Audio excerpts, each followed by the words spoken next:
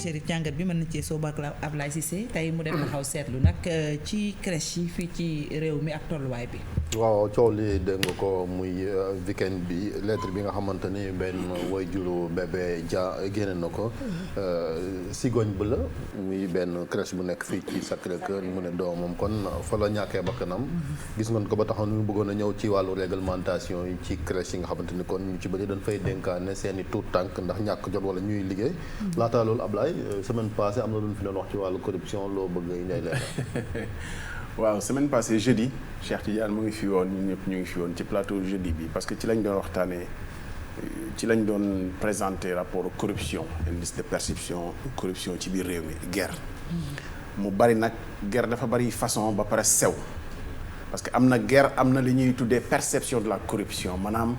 njort bi nit ñi am ci guerre bari na ci réew mi te loolu moo gën a garaaw sax guerre bi parce que nit ñi dañ koy njort ba finalement mu law fépp alors dafa am nag loo xam ne xëy na wax nañ ko ci mu jar jubbanti c'est vrai parce que bis bu ñuy wax corruption xëy na boo ci seggee benn koor wala ñaari koor ñu yaakaar ni dañ leen a jagleel bés bi loolu c'est vrai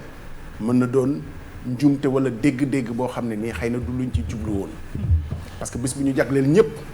ci xeex corruption boo ci seppee benn wala ñaari koor même bu dee misaal la même si je le précise on s'est entouré de toutes les précautions d'usage parce que keroog ñu ngi wax ni bëgguñu kenn mere ñu wala bëgguñu stigmatiser benn corps mu am benn corps bu ñu ci tuddoon muy corps trésor par exemple ñuy rafetlu aussi waxtaan yi nga xam ne vraiment am na contact yu bëri yu dox suñu diggante mu layee ñu biir lu bari ci loo xam ne nii xëy na du woon ci bés boobu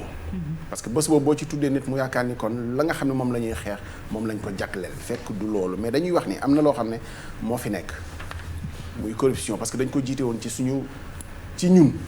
ne presse bi man bu ñu waxee c'est corrompu mun nañ ko nangu mais ku jàppul ni yow ci yooyu ngay dox mën nga cee bañ a gis sa bopp donte kenn mënul mim ni lu am la noonu la amee ci corps yëpp kenn mënul bañ ni lu fi nekk la am nay agent yoo xam ne dëng nañu mais ñooy yàqal ñi nga xam ne nii jub nañu loolu du lu kenn mën a miim taxul nag bu ñu nee ñii am nañu ci dëng ñu dëxëñaale ci ñëpp amateurs yi bu ñu nee am na ñoo xam ne ni ñuy doxalee yenn promoteurs yi du yoon du tax ñu boole ci amateurs yëpp donc noonu la rek mais li ñu ciy rafetlu mooy esprit bi nga xam ne nii peut-être waxtaan yi dox diggante vraiment bari na te c'est très bien que yenn corps yi di ubbeeku parce que dama jàpp ni sax peut-être génération yi tey war nañuy mën a waxtaan ay jeunes doyens fa nekk aussi donc ça a peut-être aidé pour que ñu layante biir mais du ñàkk dana am bés yoo xam ne dinañ ko gën a waxtaane teg lépp nag ci penc bi waaw ñu nuyu leen ñoom waa Trésor ñëpp am nañ fa sun naataango sax di Malick Ba moom moo yor seen communication ñu ñëwaat ci li nga xamante ni Ablaye moom mooy crèche yi coow li bari na ba gune ñàkk ci seen bakkan enquête baa ngi wéy laataa loolu waajur yi moom ànduñ ci thèse yi nga xamante ni kon moom la ñi yore crèche bi daal di wax ba tax na kon ñu bëgg rek mbir yi ñu daal di koy leeral. Chérif xam nga li gën a diis ci mbir moomu xew famille bi dañuy mujj wéet ci li nga xam ne ni moom moo leen dal te def naa li ñuy faral di wax fii très souvent bu mbir xewee ku ko natt ci sa bopp peut-être dina tax nga gën a sensibiliser ci problème li tax ma ne dinañu wéet ci li nga xam ne ni moom moo leen dal mooy dinañu dem ba benn moment jànkonteeg ana responsabilité crèche ba nga xam ne moom la dénk seen doom parce que dañoo nekk ci réew moo xam ne pratiquement amul dara loo xam ne moo tënk organisation ubbi crèche këy ubbi pratiquement loi tegu ko dara ubbi crèche moo gën a yomb ubbi salon de coiffure wala leneen ak leneen ci réglementation ci loo xam ne dañu war a jox cër petite enfance maanaam xale parce que dañuy jàpp ni lu bari tey bu jengee jubbanti ba cat ba ñuy xale yi di nekk ndaw la petite enfance xëy na fulaal nañu ko ci texte yi nga xam ne ni moo fi nekk loi d'orientation éducation bu 16 février 1991 moo njëkk a tënk petite enfance mais li ko complété structure bu ñu fi teg la rek bon xale yaa ngi fay dem muy agence nationale case des tout petits vision président Abdoulaye Wade la mais ba mu fi jógee dara teguwu ci structure ak ci réglementation ci structure li tax ma wax ko mooy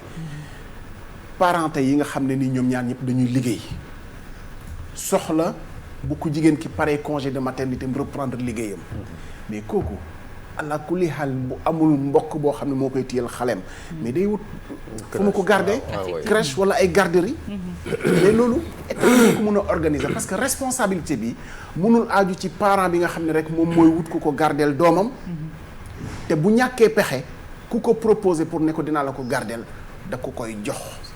responsabilité contrôle bi état la war surtout ci wàllu ubbi gis nga xam nga dadul ñun ci suñu aada di dem crèche lu fi bees la yàggul mais bu amee dañuy xëy na inspiré wu ca ña nga xam ne seen aada la woon ak naka la ñu ko defee gis nga yenn réew yi fu mel ni ki France mën nañ jël exemple bi ubbi crèche moo gën a jafe projet tabax kër léeg-léeg da ngay gis nit sax am bâtiment bëgg a ubbi crèche mais la ñu koy teg ci réglementation day dem lebi banque sax pour def ay modification ci kër gi mënoo am crèche boo xam ne prise yi day traîner nii par exemple parce que xale buy raam mën dem sax dugal fa rab wala dugal fa dara muy indi accident bâtiment buy recevoir ay xale dañ ko war a aménager de telle sorte que du am dara luy gaañ xale parce que xale xamul danger mais fii léeg-léeg personnel ba ci boppam du qualifié aide puéricultrice yi nga xam ne ñoom ñooy dimbale pour garder xale mais nit koo xamante ni nii xëy na xelam attanul jooyu xale kooku est-ce que mën na garder xale parce que accident am na fi ba tey xale jooy mag ma dem ba énervé def loo xam ne nii njaaxum lay indi donc contrôle bi warul parent bi nga xam ne moom jaaxle la am bëgg ko mu dénk doomam contrôle bi état la war pour contrôler structure yooyu ci ubbi ba ci ndorteel li foofu la ñu koy contrôler bu ñu ko deful rek yàq nañu ko parce que man bu ma bëggee dénkaane sama doom Chérif xëy na talatuma sax di xool ban moo baax jël ko ci jànq yi rek léegi les maîtresses de maison yi dem ba am problème ba finalement ku ñëw rek dañ lay bind donc ci contrôle xale yi bu amul contrôle boobu mais ci crèche yi dafay musiba yu mel nii mën na am laay laisser-aller bi bëri na wax nga ko tey daanaka bopp koñ boo dem gën fa gis crèche gis fa jardin d'enfants tey bu ñu ñëwoon bëgg ko réglementer naka ci ban yoon lañ fas yéene jaar déjà moom li wolof naan bay wéy na mbuus am na ci yoo xam ne moom pour régler ko du yomb mais naka la ñuy def ba réglementer gis nga semaine bii ñu génn ministre de la formation professionnelle dafa lancé nee na audit centre de formation professionnelle yi xam nga centre de formation yi dafa jékki-jékki bari parce que xam nga lu ko waral état dafa teg ay structures yoo xam ne dañu ne léegi dañuy dimbale nit pour ñu former wu nit ñi gis ñi am na niche bi mooy xaalisam ko comme état mooy fayal ñiy formé wu xaaral ma créé gaaw ñu jox may étudiant ma formé leen ci faire formé boo xam ne formé yaa ma neex la loolu moo tax ñu lancé auditu centre de formation parce que léegi-léeg nga gis ko ubbi koo xam ne pour ñu jox ay étudiants la rek ay élèves yoo xam ne leen di formé ci ay métiers moom ñu fay ko la mu leen di formé taxul sax ñu xam genn wàllu métier ba nga xam ne moom lañ doon formé ci crèche yi li tax ma indi exemple boobu ci crèche yi évaluation mooy njëkk inventaire xool fan léeg-léeg may nit yi yor seen i pukus bëgg faa garder ay xale inventaire xam ba pare ñaata ñoo fi nekk naka la ñu ubbee ak est-ce que ñu ngi wàccoo ak réglementation bi pas réglementation parce que amul est-ce que wàccoo nañu ak li nga xamante ni nii moom la garder xale aajowoo ci personnel aide puéricultrice ak yooyu ci it cadre parce que mënoo am sa pantre bëgg faa dugal xale yu ñu lay jox léeg-léeg parents yi xam nga duñu dugg sax ci biir très souvent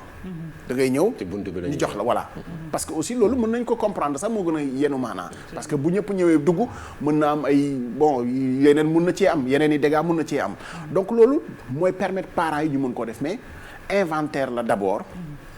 teg cadre bi ci li nga xam ne nii moom la laaj parce que bu ñu ko deful nit ñi dañuy continuer di ubbi defuñu lii nag pour stigmatiser parce que accident day am mais bu amee ñu xam ni li ko waral mooy peut-être ñàkk wàccu ak li nga xam ne nii c'est un minimum da ngay gis koo xam ne gis naa koo xamante ni nii dafa doon yëngatu ci placement de personnel de maison jékki-jékki mu ne waa man ñi may placer nii te léeg-léeg ma toog semaine jànq bi du ma ko placer te ma wut ñu ma garder xale fii comme ça ñooñu may placer ñu leen di garder garderie dafa laaj personnel bu fidèle parce que xale yi léeg-léeg bu ñu xàmmewul ka nga xam ne moo leen di garder sax mais dañuy yendoo jooy bu dee xale boo ko indee tey ëllëg beneen jànq moo koy garder mais kooku dana yendoo jooy te bu boobaa mën na xatal mag ñi nga xam ne ñoom ñoo koy garder xam nga suñu xale yi dañuy exposé à des problèmes respiratoires mais ci yenn crèches yi da ngay gis non seulement xam ko ci wàllu cadre bi néeg bi du bëri benn kër la ñuy loué boo xam te ne ñaari néeg ak salle la ñu loué ko espace bi dafay rétrécir ñu def ci clim ba pare am ay habitudes sénégalaises maanaam nga dugg di am senteuru cuuraay te xam nga loolu baaxul ci bébé yoo xam te ni 2 à 3 mois 6 mois yooyu ay gàllankoor lay indi ci lu bëri ci gone yi. xam nga am na yoo xam ne boo ko bëggee wax sax ñu ne non ñun eggaguñu foofu mais xale def na amul benn parent boo xam ne dina jël doomam di namm ñu koy dugal foo xam ne bu ko jël see ngoon ñu ne ko xale bi feebar na wala amee na fi lor. waruñoo gënalee ñeneen ñi suñu bopp li baax ci ñeneen ñi moo baax ci ñun. di joxe sa doom léeg-léeg ci contrôle boo xam ne xamoo sax ndax dafa asthmatique. nga war ko bàyyee produit yoo xam ne aérosol yi ventoline ak yooyu gis nga ci crèche yu pays développé yi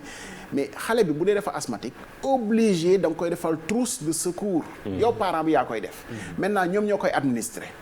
parce que kuy def détresse respiratoire premier secours bi aérosol la. docteur yëpp xam nañu loolu te yomb naa def mais bu fekkee ni indiwoo ko crèche boo si amu ko parce que mënul am trousse de secours pour lépp loo xam ne urgence la donc loolu mooy indi problème yooyu mais loolu li koy indi mooy parce que jéemu ñoo sàmmonte ak li nga xam ne yëpp moo war ci enfance te fii ñan ñoo nekk ci crèche yi xam nga léegi dañuy foog ne ay xale yu war a dugg école la mais crèche nit ñi dañ fay dem de 2 mois. 2 mois. bébé 2 mois. lañ fa yóbbu. mais kooku mais dafa laaj c'est-à-dire koo xam ne nii dafa am expérience sax ci yor xale. pour tàggat. formation bi Ablaye. mais gis nga mais formation yi dañ ko jox cër tellement ci pays yi nga xam ne ni ñoom ñoo ko xam. que dañuy éliminer ay nit ci ay tests psychotechniques c'est-à-dire test nii sa xalaatin rek xam ni yow mii amoo dal. ñu éliminer la. da ngay gis ñoo xam ne dañuy bëgg a dugg ci métier bi. pourtant am nañu capacité yëpp mais ñi leen évaluer ñoo xam ne kii daal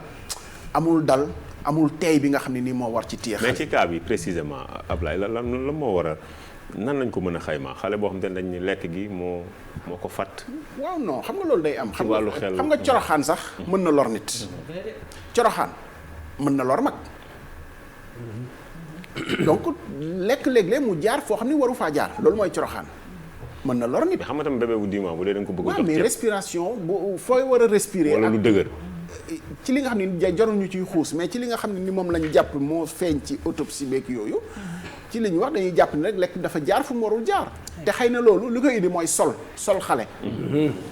donc ñàkk formation da ciy feeñ. mais léegi yow xale di jooy nga yaakaar ni dafa xiif. di ko sol pour mu lekk muy buusu di génne. léeg-léeg nga koy forcer. suñu maam yi dañ daan taf sa bakkan sax pour nga ubbi. pour nga jàll. mais loolu